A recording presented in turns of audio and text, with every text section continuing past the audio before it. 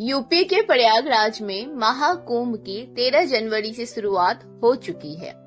45 दिनों तक चलने वाले महाकुंभ का समापन 26 फरवरी को होगा। हर बार की तरह नागा साधु कुंभ के सबसे बड़े आकर्षण है। महाकुंभ में नागा साधु हमेशा से लोगों का ध्यान अपनी तरफ खींचते हैं। नागा साधुओं के विचित्र दुनिया ज्यादातर लोगों के लिए चर्चा का विषय है, क्योंकि संसारिक मोह माया को त्याग चुके नागा साधु एक अलग तरह का जीवन जीते हैं। नागा साधु 17 श्रृंगार करके सिर्फ भक्ति में लीन रहते हैं।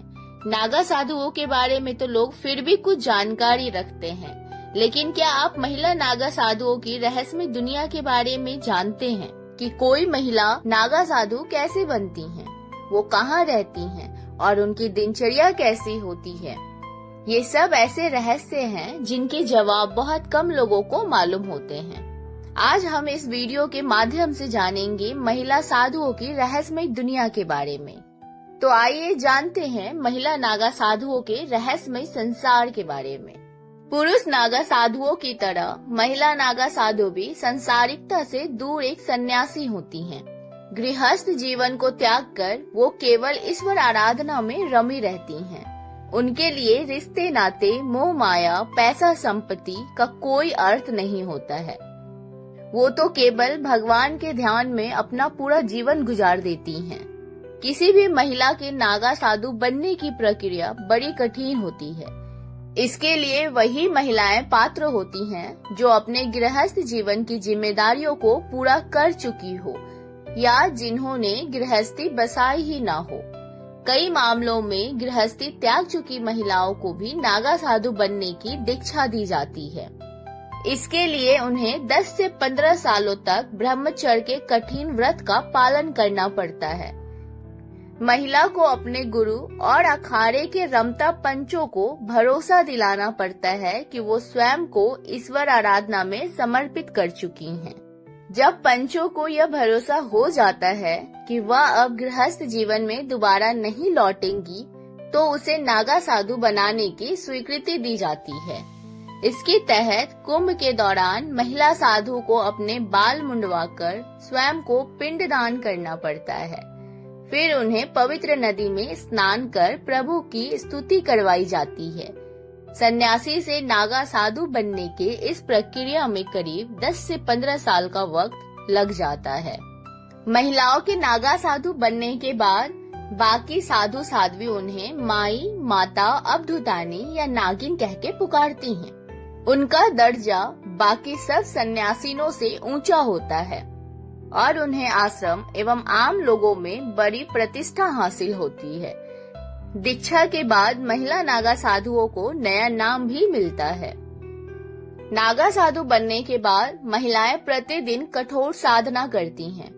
वो ब्रह्म मुहूर्त में उठकर भगवान शिव का जप करती है और शाम में दत्तात्रेय भगवान की पूजा करती हैं। दोपहर के भोजन के बाद वो फिर भोलेनाथ के स्मरण में बैठ जाती हैं। यदि उनके प्रतिदिन की भोजन शैली की बात की जाए तो वो केवल शाकाहारी चीजें ही खा सकती हैं। इनमें कंदमूल, फल, फूल, पत्तियां और जड़ी बूटी शामिल है। वो किसी भी तरह का तामसिक या चिकनाई तला भुना भोजन नहीं कर सकती हैं।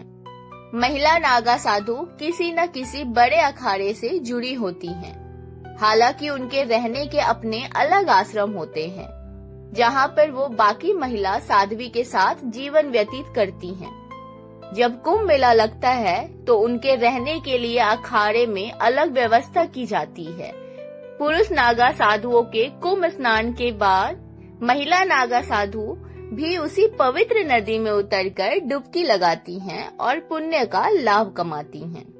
अखाड़ों के नियमों के अनुसार पुरुष नागा साधुओं में 2 प्रकार होते हैं, वस्त्रधारी और दिगंबर।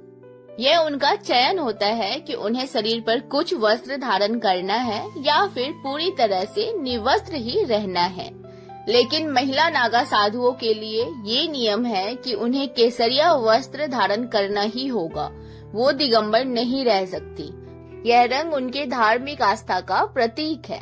केसरिया रंग के लंबे वस्त्र को महिला नागा साधु इस तरह से धारण करती हैं जिनसे कि उनका पूरा शरीर ढक जाए।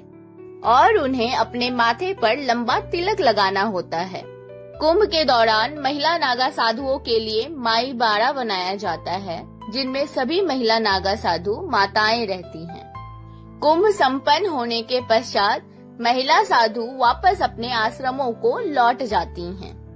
तो दोस्तों, ये था प्रक्रिया महिला साधु बनने का। महिला साधु बनने के बाद महिला साधु कहाँ चली जाती है, मैंने अपनी इस पूरी वीडियो में आप लोगों को इसकी जानकारी दी है।